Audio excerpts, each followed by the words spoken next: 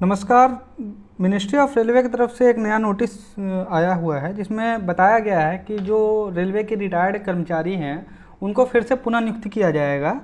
तो हमें इन लोगों की बात समझ में नहीं आती कि आपको यदि एम्प्लॉय की ज़रूरत है तो आप रेलवे में जो अप्रेंटिसशिप किए हैं उन बच्चों को मौका क्यों नहीं देते, या फिर आप 4 साल 5 साल पे वैकेंसी निकालते हैं तो आप 8,000 10,000 क्यों निकाल रहे हैं। 8,000 10,000 में क्या इंडिया लेवल पे एम्प्लॉय की आपूर्ति हो पाएगी? बिल्कुल नहीं हो पाएगी। खैर चलिए देखते हैं क्या है नोटिस में। देखिए, मिनिस्ट्री ऑफ रेलवे की तरफ से आया हुआ है। किस डेट को आया है? 15 अक्टूबर को आया हुआ है। द जनरल मैनेजर के द्वारा किया गया है। ठीक है, देखिए सब्जेक्ट में, देखिए सब्जेक्ट में क्या है, री engagement of retired staff against vacant post on contractual basis.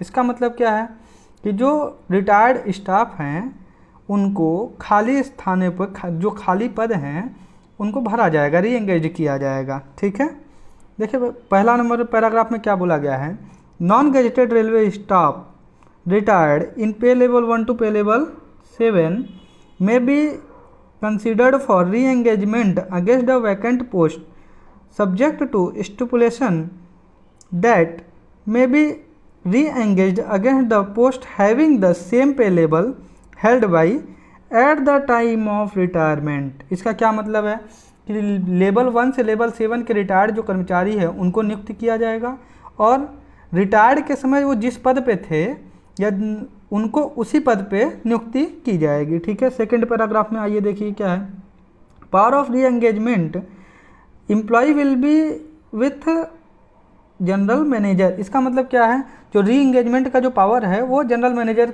को ही दिया गया है। ठीक है, जनरल मैनेजर के द्वारा नियुक्त किया जाएगा। ठीक है, आइए जो मेन जो टॉपिक है हम आपको समझा दें। जैसे 6 नंबर आइए देखिए कि should also be free from DAR and vigilance case. मतलब क्या है, जो एम्प्लॉय नियुक्त होंगे वो विजिलेंस केस से मुक्त होंगे। ठीक है, उन पर विजिलेंस केस नहीं होगा। ठीक, नेक्स्ट क्या है, देखिए ये इसकी नियुक्ति कैसे होगी। इसकी नियुक्ति मतलब इसमें बताया ये गया है, देखिए 5 APR का मतलब क्या है, जो भी एम्प्लॉय हैं वो उनको 1 साल में 1 APR मिलता है। APR मीन्स कैसे होता है, कैसे बनता है APR, आपके काम के ऊपर डिपेंड करता है, आपके बिहेव के ऊपर डिपेंड करता है, आपके डिसिप्लिन डिपेंड करता है। तो ये सब देखते हुए आपको एक ग्रेड दिया जाता है जिसको APR बोलते हैं। ठीक है, और ये क्या बोल रहा है कि गुडिंग, देखिए इसमें क्या बोल रहा है, good grading in all 5 year should be consider. मतलब क्या है, 5 साल का APR जो है इसमें कंसीडर किया जाएगा। ठीक है, देखिए 7वें नंबर में क्या है, maximum age limit for which reengagement shall continue will be 65 year. मतलब मैक्सिमम क्या एज लिमिट रखा गया है, 65 साल एज लिमिट रखा गया है। ठीक है, देखिए 9th का B पैराग्राफ देखिए क्या बोल रहा है कि जो भी नियुक्ति होगा उसमें no increment, dearness allowance and HRA मतलब हाउस रेंट अलाउंस जो है नहीं मिलेगा। मतलब ना ही इंक्रीमेंट मिलेगा, ना ही डियरनेस अलाउंस मिलेगा और ना ही HRA मिलेगा। ठीक है, अब D नंबर देखिए क्या बोल रहा है, paid leave of absent may be allow at the rate of 1.5 days for each complete month of service. मतलब क्या है कि जो भी नियुक्त होगा कर्मचारी वो 1 महीने काम करेगा तो उसको 1.5 डेज छुट्टी मिलेगी या अवकाश मिलेगा। ठीक है, उसके बाद देखिए क्या बोल रहा है, ये वाला देखिए इसमें क्या बोल रहा है, री engage staff should be discharge immediately on joining of selected candidate from RRB panel of level 1 train manager, junior engineer, technician ETC। ठीक है, इसका कहने का मतलब क्या है कि जो जब RRB से नए बच्चे की नियुक्ति होगी तो जो रिटायर्ड एम्प्लॉई को कॉन्ट्रैक्ट बेसिस पे नियुक्त किया गया है उनको हटा दिया जाएगा।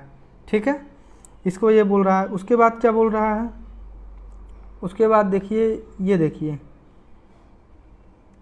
ये क्या बोल रहा है, इसका मतलब ये है कि री engaged staff shall not be made in charge of unit in the division or in the construction unit। ठीक है, इसका मतलब क्या है कि जो नियुक्त होंगे कर्मचारी उनको चार्ज नहीं दिया जाएगा या फिर सुपरवाइजर नहीं बनाया जाएगा। ठीक है, ये रही जानकारी। लाइक एंड सब्सक्राइब जरूर कीजिएगा। धन्यवाद।